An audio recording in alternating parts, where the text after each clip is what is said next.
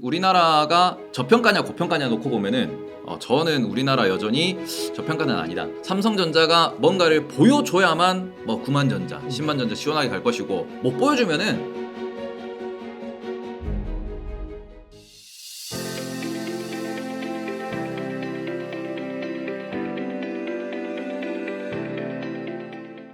지금 저 PBR 관련주가 조금 뜨는 모습을 보이면서 그동안 그렇게는 움직이지 않았던 금융주가 좀 상승하는 모습을 보이고 있고, 그리고는 금융주가 오르고 있다 보니까 이 부분에 있어서 이제 배당주에 대해서 많은 분들이 관심을 가지고 있습니다. 그래서 KT 같은 경우에도 많이 올랐고, 그 외에도 지주사 같은 경우에도 이제 거버넌스를 좀 더 개선해야 된다는 이슈 때문에 올라가는 모습을 보이고 있는데, 핵심이 되는 건 뭐냐 그러면 우리가 일본식으로 약간 기업 밸류업 프로그램을 따라하겠다라는 얘기는 나오고 있는데, 한계가 좀 있거든요. 일본 같은 경우에는 기업 밸류업을 하겠다라고 했을 때 기업 밸류업이 소위 말하는 정부 주도로 진행이 됐었고, 그 다음에는 정부가 지분을 많이 들고 있다 보니까, 그리고는 이런 부분에 있어가지고 또 일본 특유의 그 순환 출자 문화와 그 다음에 일본 특유의 그 지난 잃어버린 30년이라고 하는 그 시절 동안에 일본 기업들의 혁신, 성장 이런 것들이 다 엮이면서 밸류업 프로그램이 성공을 했습니다.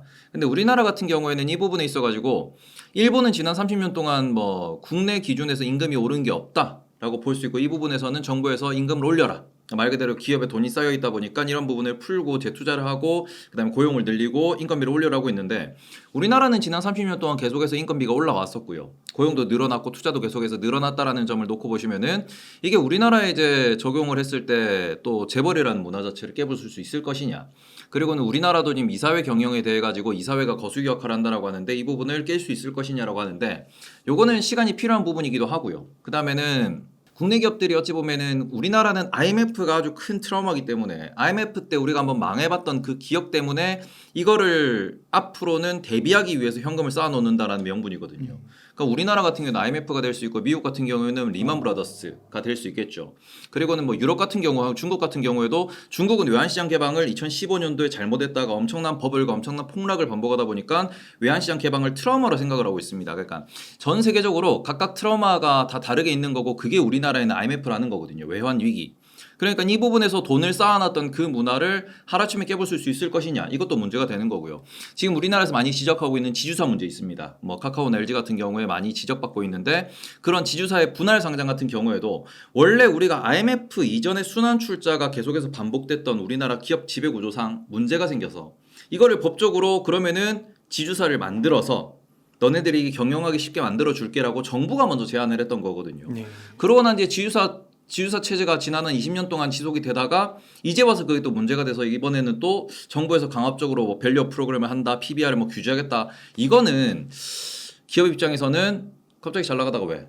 가 될 수도 있는 부분이거든요. 이러다 보니까 결국엔 우리가 앞으로 점점 변화할 것은 맞겠지만 이 변화하는 과정에서 진통은 있을 수밖에 없다. 저 PBR 네. 요 기업 밸류 요 프로그램인가요? 네. 기업 밸류 요 관련해서 요 이슈가요, 일시적 테마로 보세요? 아니면은 진짜 우리나라 증시 소액주주 이런 분들을 위한 약간 근본적인 차원에서의 문제 해결로서 증시가 3천, 4천, 5천 되고 이런 거에 한 스텝이라고 보세요? 일단 첫 번째로 우리나라 증시에 가장 큰 영향을 미치는 기업들에 대해서 다시 한번 생각을 해볼 필요가 있는데, 그 기업들 같은 경우에 결국 삼성전자와 하이닉스라고 볼 수 있거든요.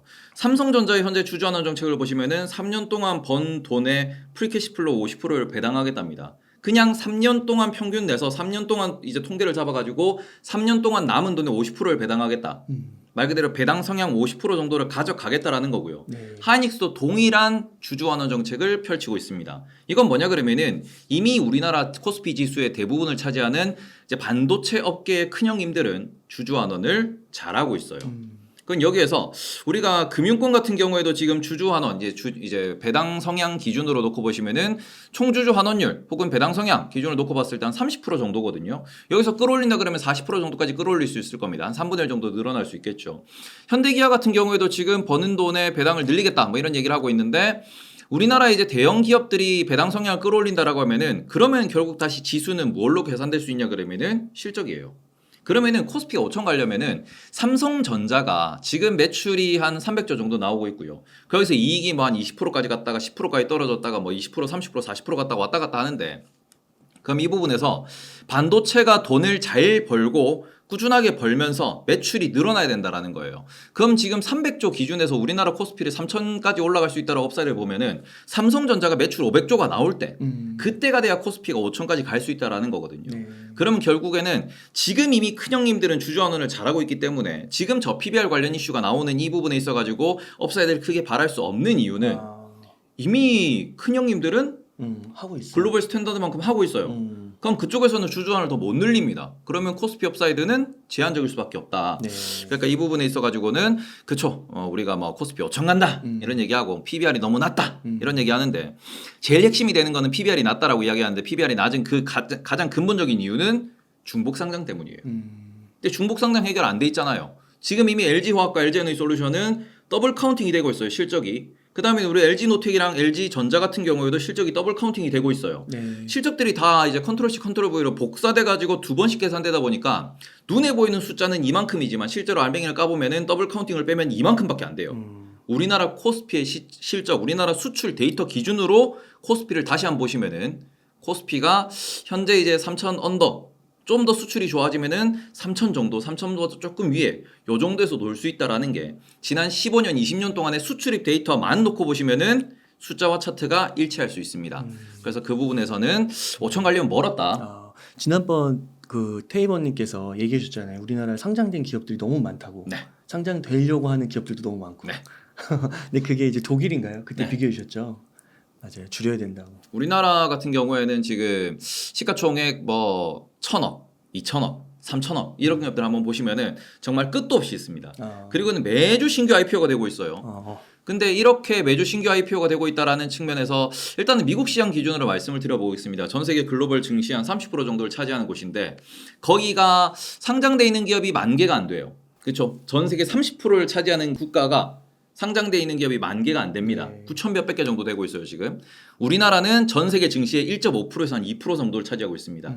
그러니까 미국의 15분의 1이에요. 네. 그러면은 대충 10,000개, 15,000개의 15분의 1이면 우리나라는 1,000개가 적당하다라고 볼 수 있어요. 우리나라 경제 규모에서는. 근데 지금 우리나라에 상장돼 있는 기업은 2,600개 정도 되고 있는 걸로 알고 있습니다. 네. 계속 늘어나고 있어요. 네, 작년 2,500 몇 개였는데 더 늘어났으니까 2,600개 되겠죠. 이렇게 빠르게 이제 어마어마하게 이제 상장사가 많다 보니까 이런 부분에서 실적이 안 나오는 기업도 있고 너무 어찌 보면은 뭐 테마성으로 이제 IPO 하면서 버블이 끼는 종목들도 너무 많다 보니까 이게 우리나라가 저평가냐 고평가냐 놓고 보면은 저는 우리나라 여전히 저평가는 아니다. 그리고는 여기서 삼성전자나 하이닉스 같은 대기업들이 오히려 좀 더 선반영으로 많이 올라가면은 코스피 자체가 버블이라고도 볼 수 있다. 네. 저는 오히려 그렇게 말씀을 드리고 싶습니다. 그 삼성전자랑 SK 하이닉스의 그 배당 성향이 한 50%에 가깝다고 하셨잖아요. 근데 이게 이렇게 높으면 그 기업 재투자를 많이 해야 되잖아요. 네. 괜찮을까요? 글로벌 경쟁에서. 그래서 이제 우리가 시클리컬이라고 이 얘기를 하잖아요. 그냥 말 그대로 반도체 산업 같은 경우에는 사이클 산업입니다. 뭐 좋을 때가 한 2, 3년 정도 좋고 안 좋을 때 2, 3년 정도 안 좋아요. 그러다 보니까 실제로 삼성전자 같은 경우에는 2018년, 19년, 20년 같은 경우에는 이게 업사이클이기도 하고 코로나 때 언택트 수요로 엄청나게 실적이 잘 나오면서 2020년도 같은 경우에는 배당이 엄청나게 많이 나왔습니다. 근데 지금 21, 22, 23년도 3개년도 동안은 오히려 기본 배당이 깔려 있어요. 삼성전자는 1,500 얼마씩 이제 1년 한 주당 1년에 얼마씩 주는데 네. 요 3년치를 주고 난 뒤에 3년 동안에 그 통계를 내 가지고 프리캐시플로 50%라고 얘기를 했어요. 이미 배당 준 게 50%를 넘어갔습니다. 네. 그러니까 기본 배당에 플러스 알파 더 남는 돈이 있으면 배당을 더 주고 남는 돈이 없으면 기본 배당만 주겠다라는 정책이거든요. 그럼 이런 부분에서는 이게 어찌 보면은 전략적으로 좀 계획을 짠 거다. 왜냐하면 돈을 많이 번 해에 배당을 많이 줘버리고 돈을 작게 번 해에는 기본 배당이 나가고 이렇게 되면은 좀 더 이제 기업이 지출한 게 많겠죠. 배당으로 지출하는 게. 근데 이게 사이클이다 보니까 3년 평균치 이제 해가지고 3년 동안 우리가 장이 좋으면은 3년 동안 실적이 좋으면은 배당 더 드릴게.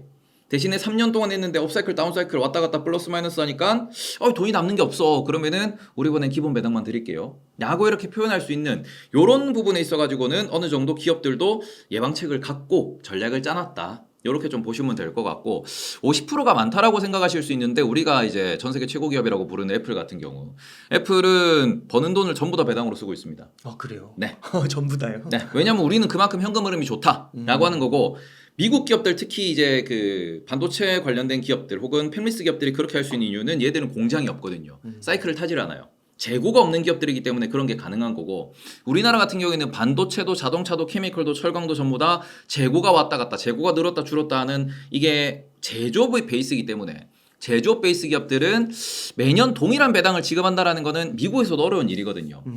그래서 이런 부분에 있어서 우리나라도 개인적인 바람은 자사주 소각을 좀 더 적극적으로 했으면 좋겠다라고 말씀을 드리고 싶은데 왜냐 그러면은 미국 같은 경우에는 실적이 좋을 때도 있고 안 좋을 때도 있어요. 그러면은 이 실적 좋고 안 좋고를 배당으로 조절하느냐 그게 아니라 실제로는 배당을 아주 작게 깔아놓습니다. 예를 들어서 배당을 한 1% 혹은 1.5% 정도로 깔아놔요. 그리고는 여기에서 실적이 좋을 때는 자사주 매입 소각을 많이 해버립니다. 그러면서 주주 환원을 더 늘려주는 거고 번 만큼 특별 배당 느낌으로 자사주 매입 소각을 하는 거예요. 그리고는 이게 실적이 안 나오면은 자사주 매입 소각을 줄여버립니다. 대신에 기본 배당은 계속 깔려 있는 거죠. 네. 돈 많이 벌면 자사주 매입 소각을 많이 해줄게. 대신에 우리가 돈을 못 벌면 자사주 매입 소각을 좀 줄이겠습니다. 네. 라는 식으로 해서 이 기본 배당은 매년 1센트씩 늘려나가요. 네. 그러면서 계속해서 주가를 관리하고 주주환원을 유지하면서 실적 잘 나오면은 우리 돈 많이 드릴게요. 실적 잘 나올 거야? 우리 소각 많이 할 거야? 오케이 주가 올라가고. 그러고는 실적 이번엔 안 좋아? 그럼 주가 떨어지고. 이런 식으로 움직이는 거거든요. 그러고는 꾸준하게 자사주 매입 소각을 하니까 우상향을 계속 만들어내는 게 미국 증시입니다. 그래서 이런 부분에 있어가지고 우리나라 같은 경우에도 자사주 매입 소각에 대한 이런 이야기 니즈가 나오는 이유도 결국 미국의 우상향에 있어서 가장 큰 핵심은 시장에 돈을 넣는 주체가 누구냐인데 우리나라는 시장에 돈을 넣는 주체가 결과적으로는 개인과 그리고는 외국인들 중간에 껴있는 기관들이 돈을 넣는 거예요. 그러면은 미국 기준을 놓고 보시면은 개인 투자자가 넣고 그 다음에는 기관 투자자가 넣죠. 그리고는 뭐 외국인 투자자로 부르긴 좀 그럴 겁니다. 월스트리트 같은 경우에는. 다만 미국은 기업들이 자사주 매입 소각이라는 걸 통해서 기업들이 번 돈을 시장에다가 밀어넣어요.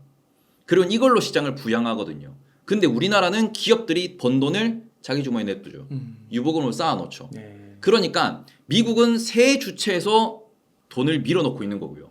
우리나라는 두 주체에서 돈을 밀어넣고 있는 겁니다. 그러다 보니까 이런 부분에 있어서 우리나라가 수급이 약하다. 외국인한테 휘둘린다라는 얘기가 나오는 거고 기업들한테 우리나라 시장을 좀 부양하기 위해서 기업들 스스로가 우리나라의 주주환원을 좀 끌어올리고 시장을 부양시킬 수 있는 정책을 써라 라고 이야기하는 거 그 본질 자체가 지금 밸류업 프로그램이라고 부르는 거거든요. 그러니까 이런 부분은 결국 얼마나 기업들이 여기에 이제 좀 동조를 하고 그런 여기에 이제 좀 더 본인들의 자금을 밀어넣고 그러니까 회사가 내 것이 아닌 회사가 우리의 것이다라는 개념으로 접근을 해주느냐 이게 좀 더 중요하지 않을까라고 생각을 하고 있습니다. 그 반도체 업황 회복 속도가 생각보다 느리다고 했잖아요. 기대보다.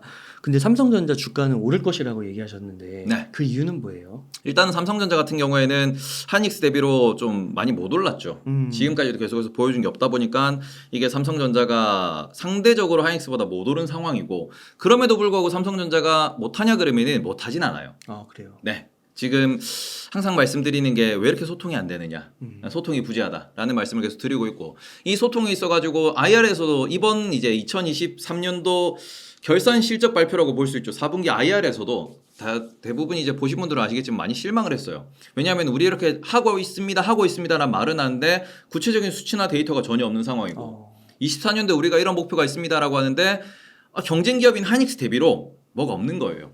하이닉스는 우리가 뭐 얼마나 잘할 것이며 어느 정도까지 할 것이며 누구랑 어떻게 계약을 해가지고 어떤 제품을 언제 개발할 것이며 심지어 엔비디아 같은 경우에는 앞으로 3년 동안 몇 월의 제품을 어떻게 개발해서 어떻게 우리가 발표를 하겠다라는 이 시나리오가 있는데 지금 시장에서 그렇게나 원하는 HBM3, HBM3E, HBM4라고 부르는 그 부분에 있어서 그 로드맵이 부재했죠. 그러니까 이런 부분에 있어가지고 좀 더 이제 투명하거나 아니면은 좀 더 공격적이거나 그것도 아니면은 있는 그대로 그냥 다 얘기해가지고 이제 기업들하고 좀 소통도 하고 혹은 이게 투자자하고 소통을 하면서 우리 이렇게 그려나갈 겁니다. 따라오실래요? 라고 이게 있어야 되는데 없으니까 상대적으로 지금 못 가고 있는 부분이거든요.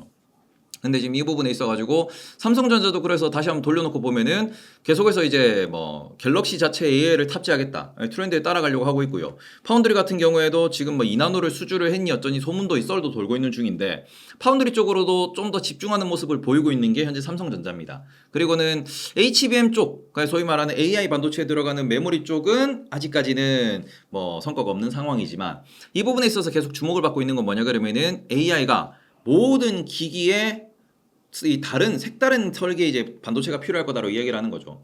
그러면은 우리가 뭐 AI 반도체 혹은 뭐 CPU라고 부르는 아니 GPU라고 부르는 그 부분이 다들 각자 다른 설계가 필요하다라고 하면은 메모리 역시도 다른 설계가 필요하겠죠. 근데 그런 부분에 있어가지고 삼성전자가 우리가 이제 그런 식으로 뭔가 이제 고객한테 이제 선택해서 주문을 받아가지고 다품종 소량 생산으로도 전략을 짤 것이다라는 이야기도 적극적으로 하고는 있거든요. 그림은 그리고 있어요. 그리고는 우리가 뭐 삼성 같은 경우에도 아시겠지만 삼성이 지금까지 못 해낸 경우는 없잖아요. 대부분 뭐 다 해냈고 자동차 하나 빼고는 다 성공했기 때문에 그런 부분에서는 반도체에 대한 이제 기술도 지금 TSMC 대비로 못하는 거지 전 세계에서 삼성전자와 TSMC 둘만 하고 있는 것도 사실이죠. 우리가 첨단 반도체라고 하는 부분에서도. 그러니까 이런 부분에서는 언젠가는 성과는 나올 것이다. 그리고는 디램 사이클이 지금부터도 계속 업사이클을 그릴 수 있다는 거는 AI가 확산되면 확산될수록 다들 이야기하는 게 결국 데이터가 중요하다고 하거든요. 데이터는 결국 클라우드에 포함되는 거고 그렇기 때문에 지금 오히려 디램 가격도 24년도 들어서 가파르게 반등하고 있는 그런 모습을 보이는 이유는 결국 데이터의 확보 혹은 클라우드의 확보가 또 중요해지기 때문에 이러다 보니까 투자가 자연스럽게 발생하고 있다는 점도 결국 캐시플로우는 좋을 거예요. 좋으면은 언젠가는 성과가 나오겠죠. 그러니까 삼성전자는 아마 이번에 보수적으로 간다 그러면은 8만 원 중반, 8만 원 후반대 정도가 보수적일 거예요. 언제 정도까지요? 그거는 뭐 올해 연말 내년 정도까지는 봐야겠죠. 그래요. 근데 그렇게 업사이드가 한 10에서 15% 정도 있다라고 봤을 때 네.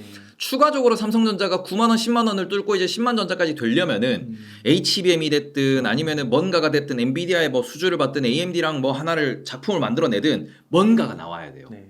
지금까지 삼성이 제대로 수주해가지고 좀 더 글로벌하게 브랜드 있는 기업과 네임 있는 기업과 계약해서 뭔가를 만들어냈다라고 하는 거는 구글의 이제 구글 스마트폰에 들어가는 텐서라고 하는 그 칩 말고는 제가 기억하기로는 AI랑 썰만 한 6, 7번 나왔고요. 그러니까요. 생각보다 뭔가 이렇게 구체적인 게 안 나오네요. 네, 엔비디아 썰도 나왔다가 지금 반대로는 엔비디아가 삼성을 손절했다는 썰도 나오고 있는 그래요. 그런 상황이거든요. 그러니까 이게 삼성전자가 뭔가를 보여줘야만 뭐 9만 전자, 10만 전자 시원하게 갈 것이고 못 보여주면은 이번에는 그냥 8만 전자에 만족을 해야 되는 그런 상황도 올 수 있다. 그러다 보니까 삼성전자 투자자들은 속이 타죠.